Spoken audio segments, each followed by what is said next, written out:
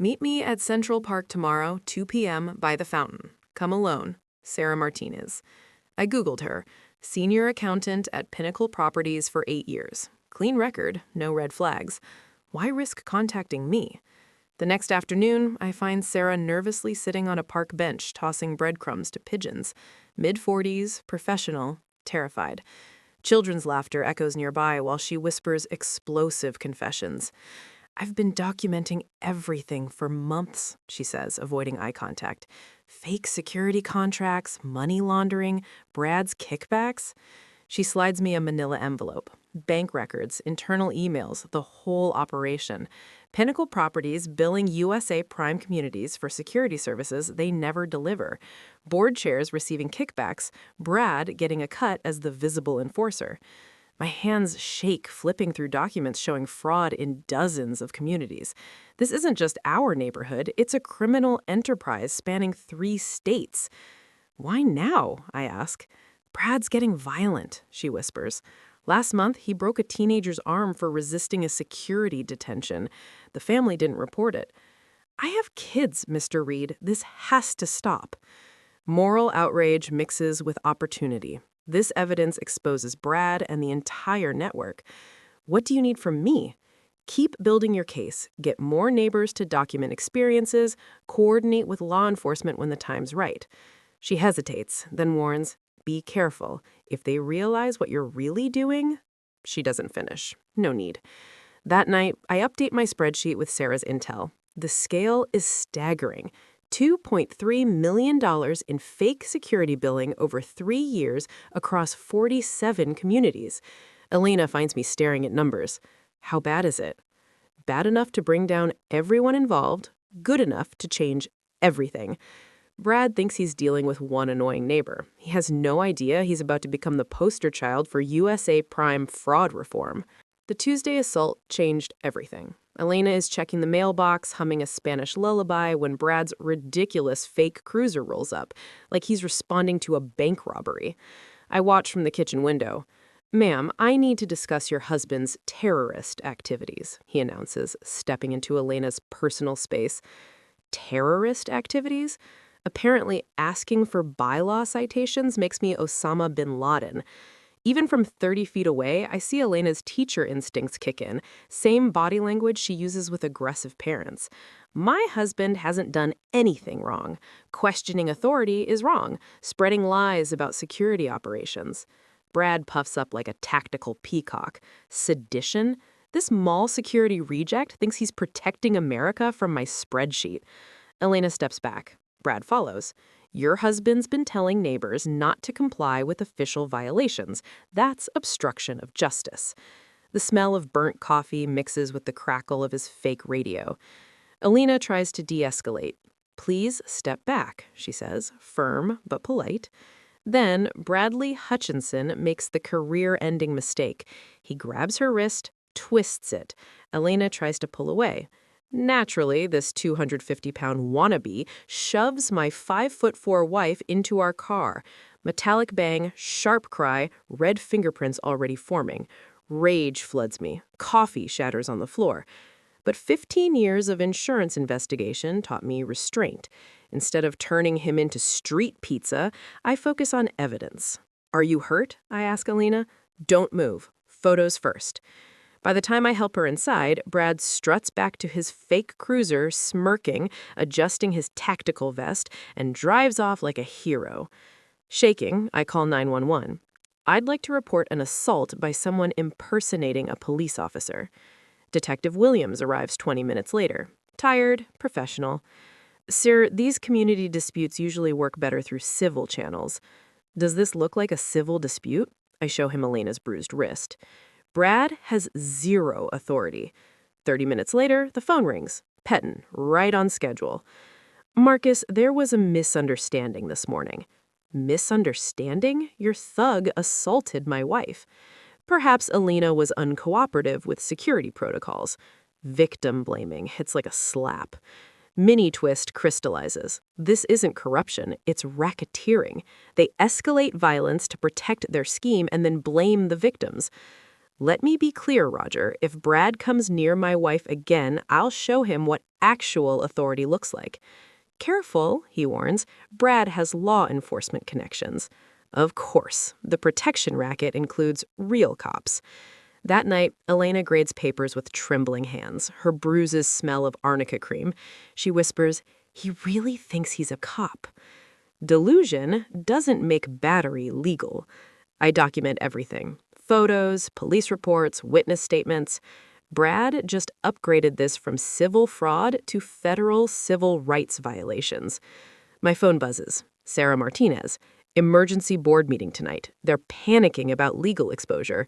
Big changes coming.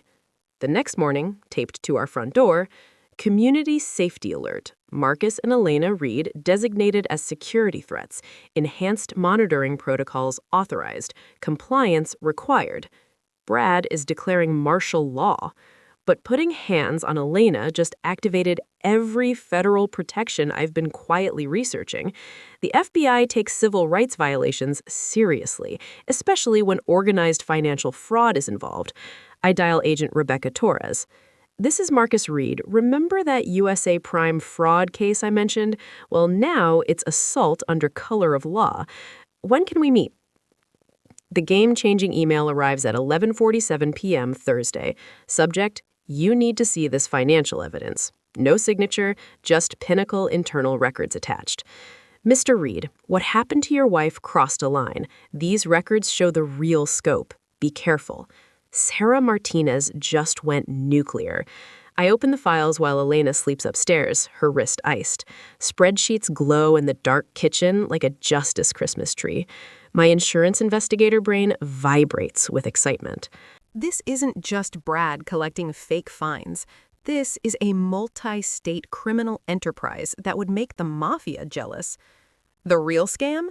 Pinnacle Properties billing USA Prime communities for enhanced community security services.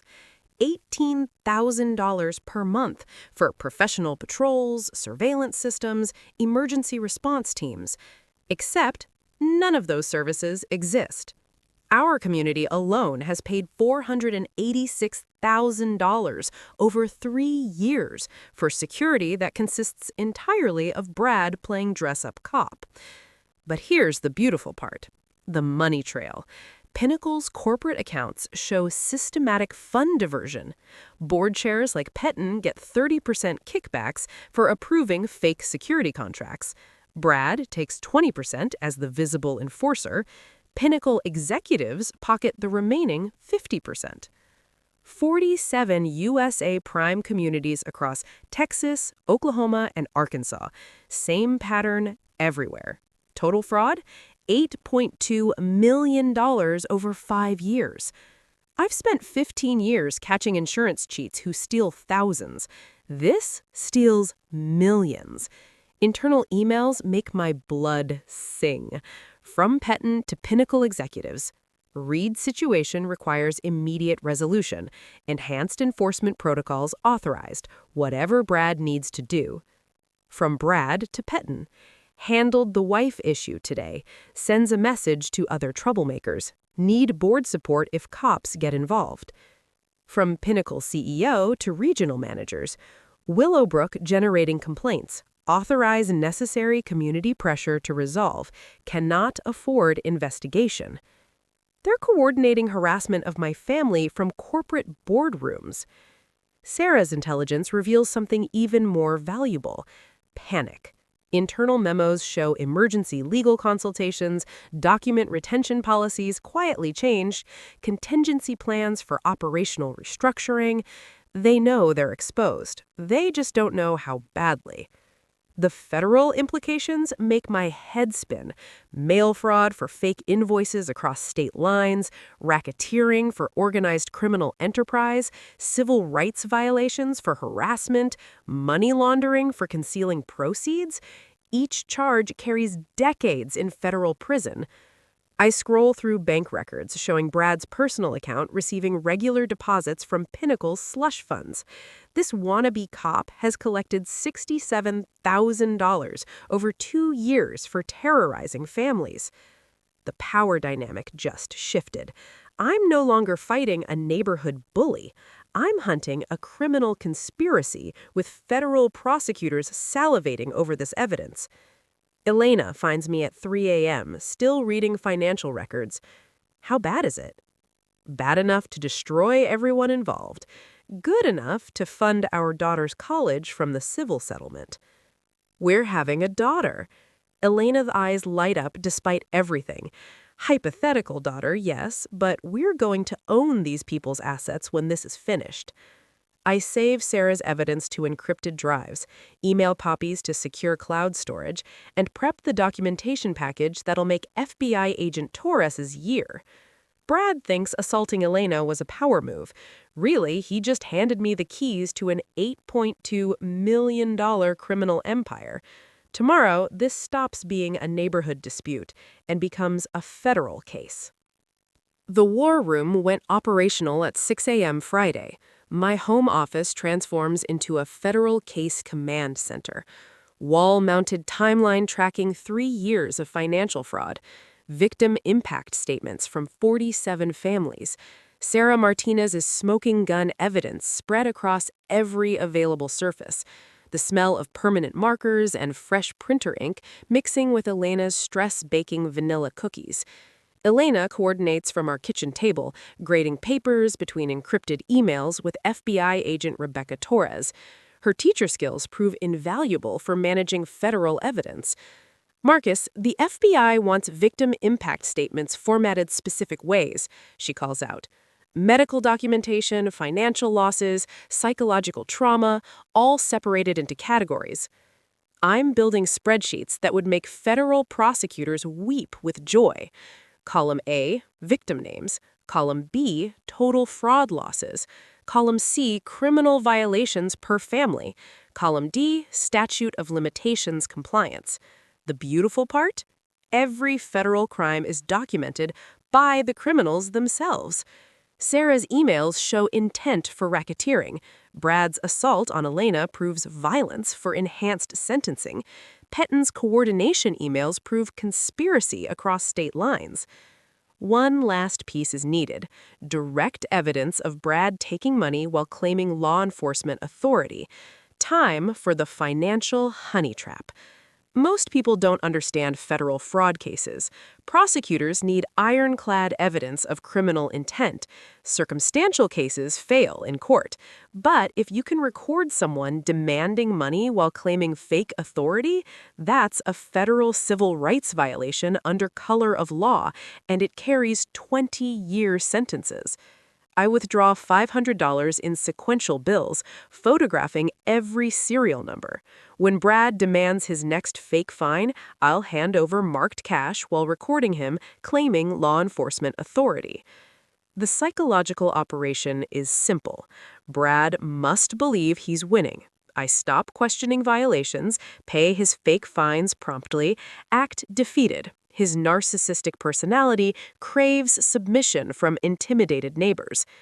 Elena practices her victim impact testimony while I coordinate federal evidence requirements. Her teacher skills organize witness statements from neighborhood families. Educators are perfect at documenting systematic bullying. Agent Torres provides unofficial guidance. The FBI has been tracking Pinnacle for months. Our evidence could trigger a multi-state investigation. Federal search warrants require probable cause. Thanks to Sarah's records, we have documented criminal activity spanning 5 years across 3 states: mail fraud, wire fraud, money laundering, racketeering. The part that makes my inner data analyst giddy? Civil asset forfeiture. When federal prosecutors prove a criminal enterprise, all proceeds and assets are seized. Brad's house, cars, bank accounts, everything bought with stolen money becomes government property. The irony tastes sweeter than Elena's chocolate chip cookies. This wannabe cop who terrorized families will lose everything. Timing is crucial. Investigative reporter David Kim at Channel 9 tracks USA crime abuse statewide. Premature publicity could compromise federal arrests. Brad demands payments every 2 weeks, always in person, always claiming authority. Perfect for recording criminal admissions. Elena's medical documentation strengthens the civil rights case. Her bruised wrist, ER records, physician statements, everything establishes the physical harm component for enhanced charges. Sarah provides real-time intelligence, emergency board meetings, legal consultations, document destruction policies, consciousness of guilt. Community documentation shows systematic targeting of minorities, young professionals, anyone who questions authority.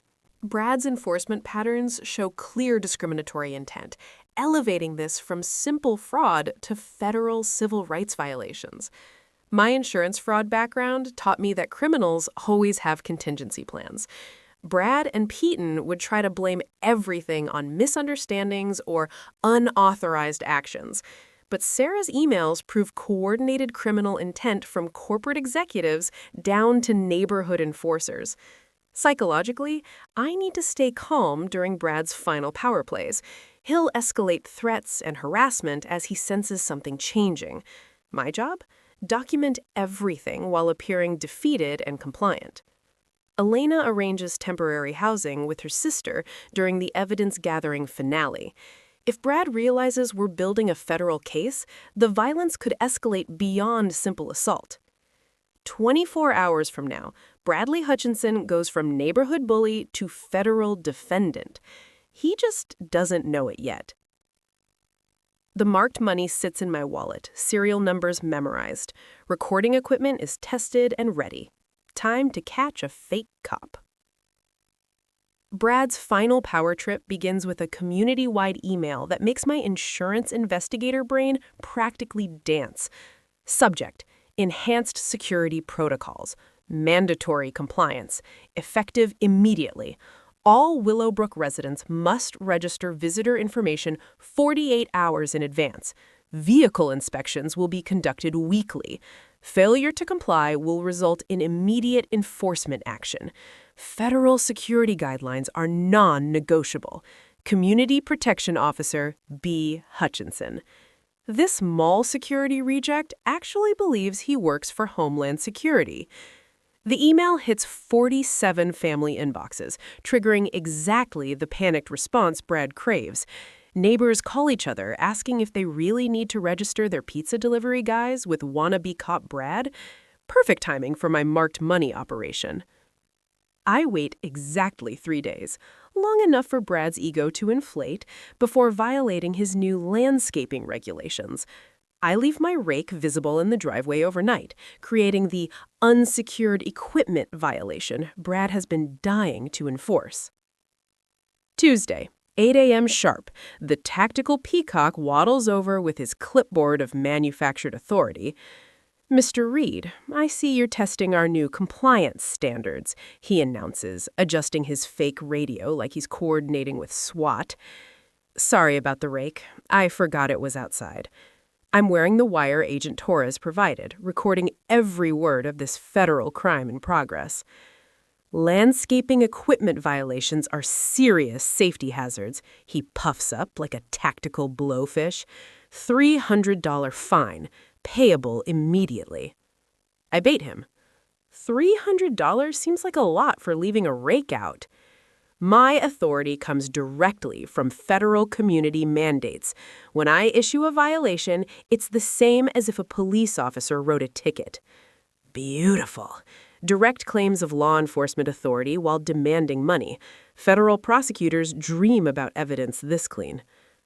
I hand over the marked bills, sequential 20s with photographed serial numbers, while my hidden camera captures everything. Naturally, Brad provides no receipt. Receipts leave paper trails linking back to official USA Prime accounting.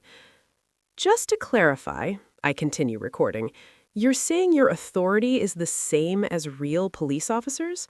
Son, I have more training and community knowledge than most badge-wearing bureaucrats, snaps Brad. I protect this neighborhood from elements they can't even identify. Elements, his code word for anyone questioning him. Well, I appreciate you keeping us safe, I say, perfectly playing the defeated neighbor.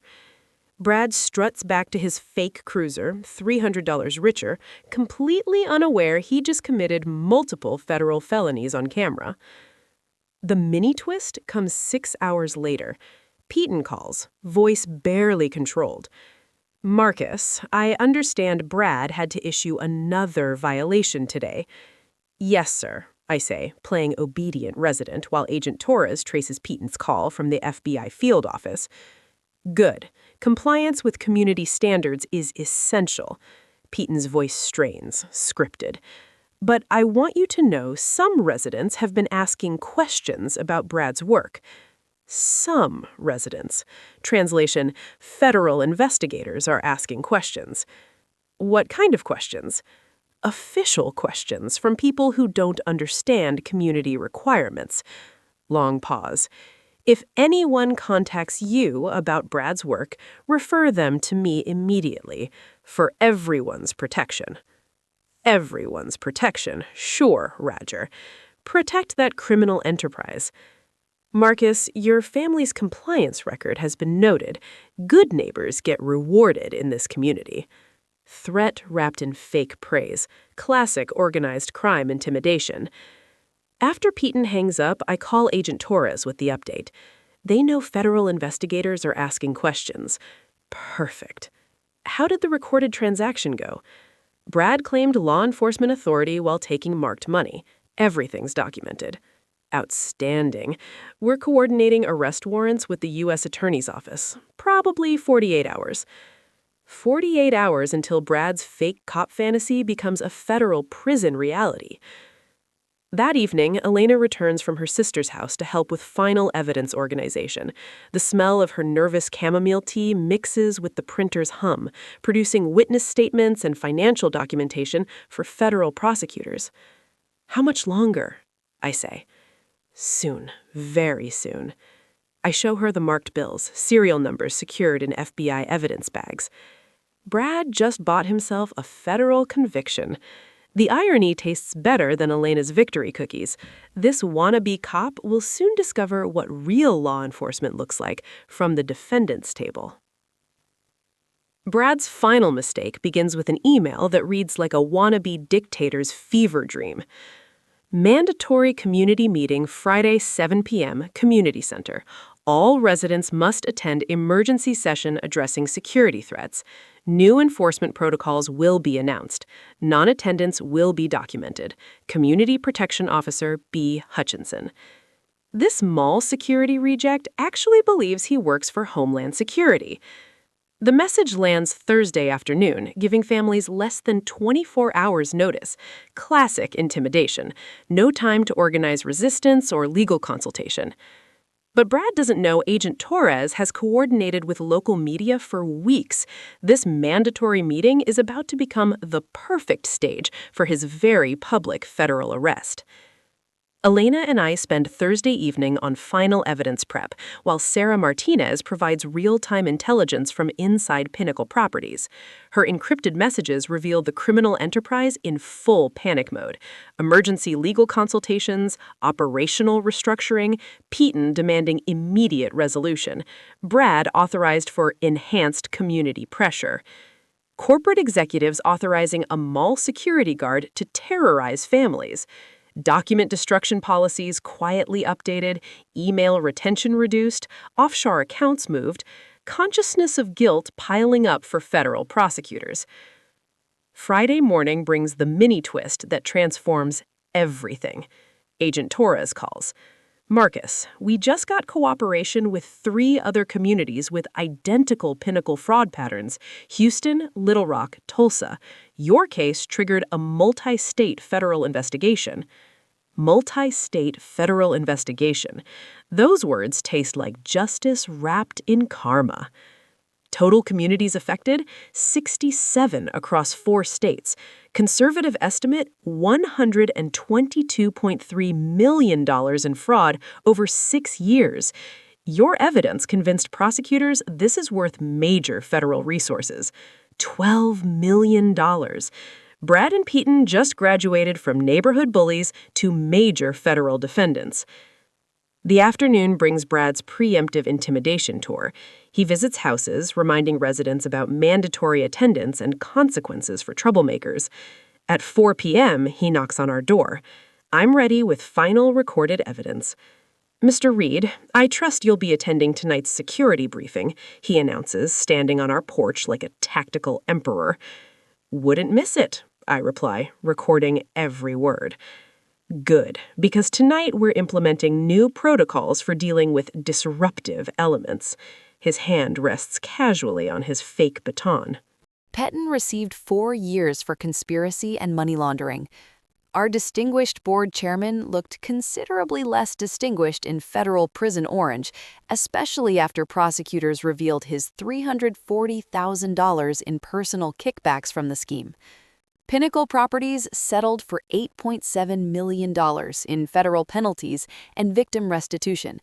The company underwent complete corporate restructuring with new management specifically trained in, get this, legal USA prime operations.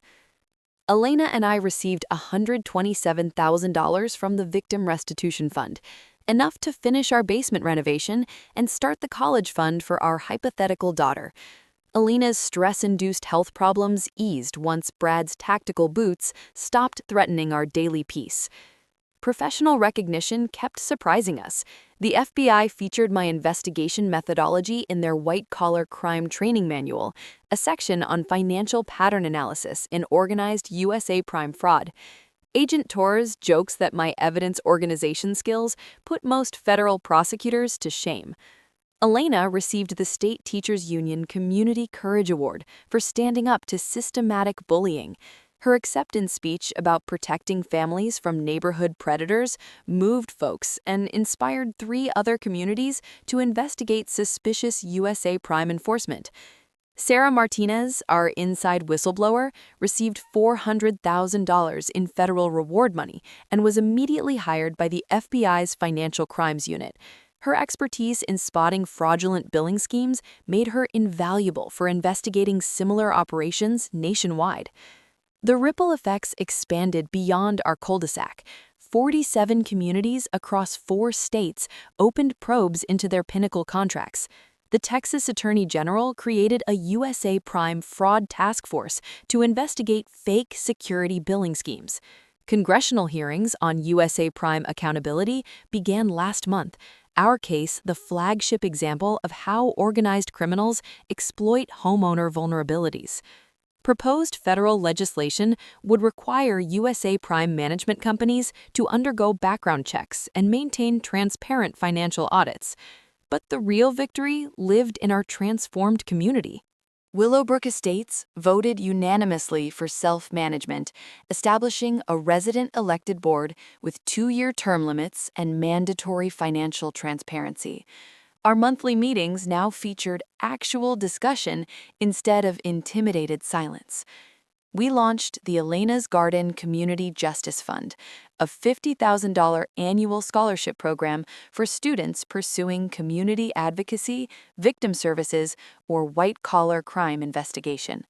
The Memorial Garden sits exactly where Brad used to conduct fake inspections, filled with roses instead of harassment. Mrs. Melanie now leads our Community Safety Committee, focusing on real issues, street lighting, playground maintenance, not invented violations designed to generate revenue. The difference between real protection and criminal exploitation couldn't be clearer. Neighborhood kids play outside again without fear of a wannabe cop hassling their parents. Genuine laughter replaced tactical radio static.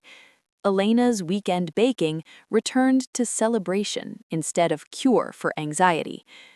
Property values climbed 12% after legitimate management replaced the criminal enterprise. Turns out, families prefer communities protected by actual law enforcement rather than cosplay villains. Brad's aftermath provided final justice poetry. Prison job assignments, washing dishes, kitchen cleanup detail. 0 authority over anyone. His commissary account occasionally received small deposits from his mother, who still believed her son protected the neighborhood from dangerous elements. His tactical gear was auctioned for victim compensation, and proceeds funded community projects. The beloved fake cruiser that once terrorized our street became an exhibit in federal court, then donated to a police training academy as an object lesson. Alina returned to fourth grade teaching, using our experience in lessons about civic responsibility and standing up to bullies. Sometimes the spreadsheet nerds really do win against the wannabe warriors, she tells her students, and they believe her. Our final takeaway echoed across every family dealing with USA Prime harassment. Document everything. Question authority that can't provide documentation. Keep receipts. Tell someone. Ordinary citizens can defeat corruption through patience, evidence, and refusing to accept injustice as normal. And every time I walk past Elena's garden, the roses smell a little sweeter. Proof that a handful of stubborn neighbors and one obsessive investigator can turn fear into justice. Touch my wife again, and I'll destroy everything you pretend to be. That's what I whispered to the fake USA Prime cop, Bradley Hutchinson, after he made the biggest mistake of his life. My wife, Elena, was simply checking our mailbox when this 250-pound wannabe stormed toward her in full tactical gear, fake badge flashing, voice raised, screaming about blocking access. She calmly told him to leave. Instead, he grabbed her arm hard and slammed her against our car. The sharp thud echoed. Elena gasped in shock. He smirked like he'd won something, then walked away as if he owned the street. And everyone let him. The USA Prime Board backed him, the management company ignored complaints, neighbors whispered, "Just comply." Bradley Hutchinson was treated like he was untouchable. Big mistake. I'd already been quietly collecting evidence on his scam for months. That shove flipped a switch. 30 seconds later, his entire future changed. What would you do if a fake cop put his hands on your wife and everyone protected him? 6 months earlier, Elena and I thought we'd bought paradise, Willowbrook Estates. We paid $780,000 for our dream home after years trapped in apartment living. That first morning felt unreal. Coffee on the back deck, fresh pine mulch in the air, sunlight through the trees. Too perfect. Elena, a third-grade teacher, hummed Spanish songs while grading papers. Apple cinnamon candles made the kitchen smell like home. Sweet, trusting Elena, someone who believes people are mostly good. Me? I'm Marcus Reed, and my job is proving people are mostly criminals. I investigate insurance fraud, catch people who think they're smarter than data and spreadsheets. Our $400 monthly USA Prime fee promised professional security oversight.